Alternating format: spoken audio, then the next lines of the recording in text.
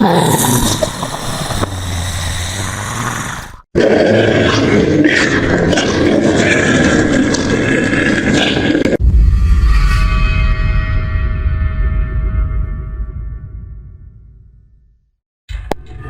kali ini, Kalish akan bercerita mengenai kisah yang pernah berlaku kepada Azman, di mana beliau pernah diganggu oleh Pontianak ketika menunggang motor sewaktu balik malam.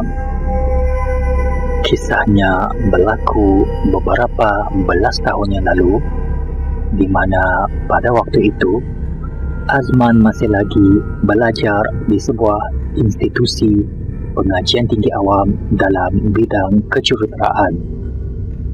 Oleh kerana masih menimba ilmu dan melanjutkan pelajaran di Menara Gading, maka Azman terpaksa belajar bersungguh-sungguh dan berniat untuk membantu keluarganya apabila tamat pengajian nanti. Oleh sebab itu, setelah habis kelas ataupun kuliah, Azman akan ke perpustakaan sampai malam bersama rakan-rakan kelasnya yang lain untuk menyiapkan assignment dan tugasan yang diberikan oleh pensyarahnya. Dipendekkan cerita, pada satu hari, Azman balik dari perpustakaan pada malam hari. Menurut Azman, jarak perjalanan dari perpustakaan ke rumahnya mengambil masa 30 minit. Setelah mengemas beg dan kertas kerjanya, Azman menuju ke motornya dan menghidupkan enjin motornya dan bergerak meninggalkan perpustakaan. Dalam perjalanan pulang, Azman terpaksa melalui satu lorong yang gelap kerana tiada tiang lampu jalan.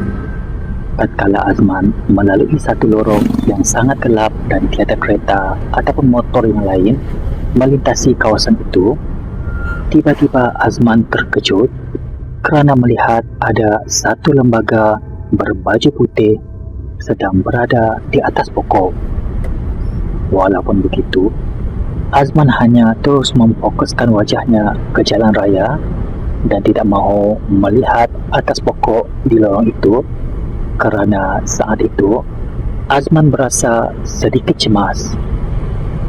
Azman hanya meneruskan perjalanannya dan tiba-tiba Azman dapat merasakan ada sesuatu lembaga berbaju putih dengan rambut yang sangat panjang sedang terbang mengekorinya dari belakang dan dapat dilihat dengan jelas menerusi cermin motornya.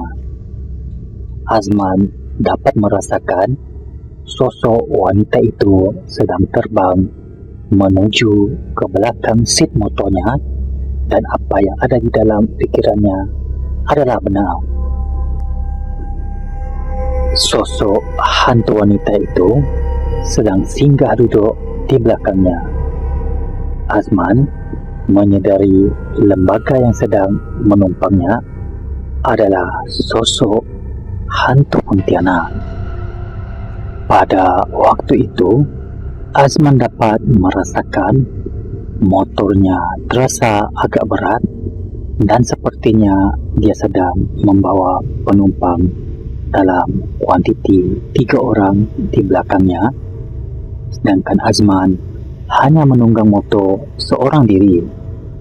Sebenarnya, Azman tahu kenapa motornya terasa tersangat berat kerana ada satu hantu Pontianak yang sedang menumpang di belakangnya. Walaupun begitu, Azman hanya meneruskan perjalanannya dan mulutnya hanya membisu 1000 bahasa kerana perasaan Azman ketika itu sedang bercampur cemas, takut dan sedikit berani.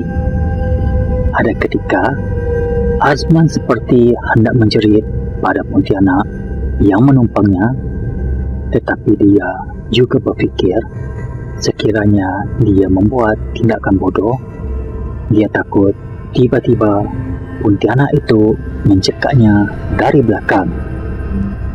Maka Azman hanya berdiam diri dan meneruskan perjalanannya membawa motor seperti tidak ada apa-apa yang berlaku ketika itu. Dalam masa yang sama, Azman sempat melirik matanya dengan memandang ke arah cermin motor secara curi-curi pandang, dan dia melihat Pontianak di belakangnya sedang tersenyum melihatnya dan dapat diperhatikan dengan jelas oleh Azman melalui cermin. Tiba-tiba, tanpa diduga, Azman mendengar jeritan Pontianak mengilai dan terbang ke udara dari seat belakang motornya, dan selepas itu hinggap lagi seperti burung di belakangnya. Azman merasakan dirinya seperti dalam keadaan yang agak bahaya, dan Azman tidak tahu apa yang ingin dilakukan oleh Pontianak itu. Maka Azman terus melaungkan azan walaupun sedang membawa motor, dan kelihatan Pontianak itu ketawa mengilai dengan kuat kerana Azman tahu keberadaannya di belakang. Pontianak itu terbang dari tepi motor dan melihat wajah Azman, tetapi tidak berani mendekati Azman yang sedang melaungkan azan.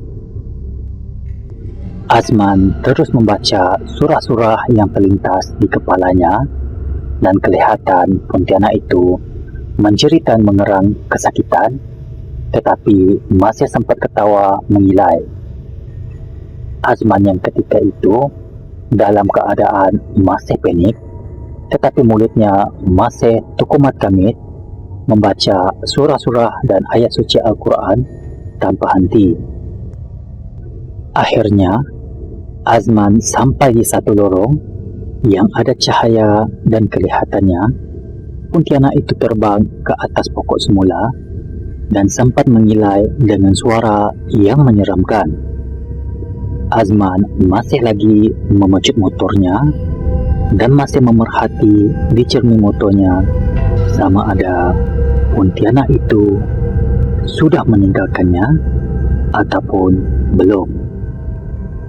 Tetapi ia tidak seperti yang dipikirkan Azman.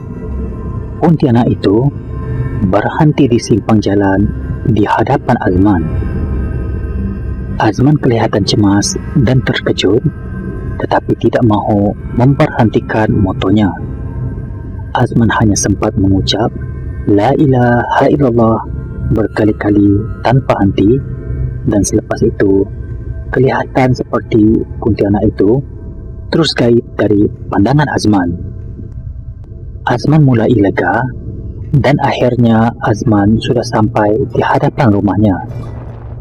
Dengan pantas, Azman berlari mengetuk pintu rumahnya, dan ketukannya didengar oleh ayahnya. Sebaik sahaja ayah Azman membuka pintu, Azman terus berlari masuk ke dalam rumah dan menceritakan kepada ayahnya bahawa dia sedang dikejar Pontianak. Ayahnya menyuruh Azman bertenang dan pergi mandi, membersihkan diri, dan berkata mungkin apa yang dilihat Azman adalah khayalan. Tetapi Azman tetap berkeras menyatakan apa yang dilihatnya adalah nyata dan dia bukan mereka-reka cerita. Azman selepas itu terus masuk ke biliknya dan berasa sangat mengantuk dan akhirnya terlelap. Keesokan harinya, di kelas, Azman menceritakan pengalaman dia dikejar Pontianak kepada rakan rapatnya Amir yang juga tinggal sekampung dengan Azman. Akhirnya, Amir membuka cerita bahawa apa yang sedang dilihat Azman semalam bukanlah berlaku kali pertama. Dia juga mendengar ada orang kampung turut terserempak dengan Pontianak ketika melalui kawasan lorong gelap yang dilalui Azman malam tadi. Menurut Amir, selepas hutan di tepi lorong itu diteroka, banyak cerita yang didengar penduduk kampung seperti diganggu oleh hantu wanita berambut panjang, berbaju putih. Kata Amir, mungkin kerana hutan di tepi lorong itu ditebang, maka Pontianak cuba mengganggu kerana kediamannya dimusnahkan. Di hutan yang ditebang itu, sebenarnya banyak pokok-pokok ara dan pokok-pokok besar yang ditebang. Setelah mendengar cerita dari Amir, maka Azman seperti sudah mendapat jawapan dari persoalan kenapa dia diganggu Pontianak. Sejak kejadian itu, Azman tidak berani lagi balik malam melalui lorong gelap itu. Walaupun begitu, ia adalah pengalaman seram Azman 15 tahun yang lalu. Kini, jalan lorong di tempat Azman pernah dikejar Pontianak sudah berubah menjadi kawasan perumahan. Tetapi, adakah penyewa di kawasan itu pernah diganggu Pontianak? Atau hantu wanita itu sudah pergi meninggalkan kawasan yang sudah dihuni manusia?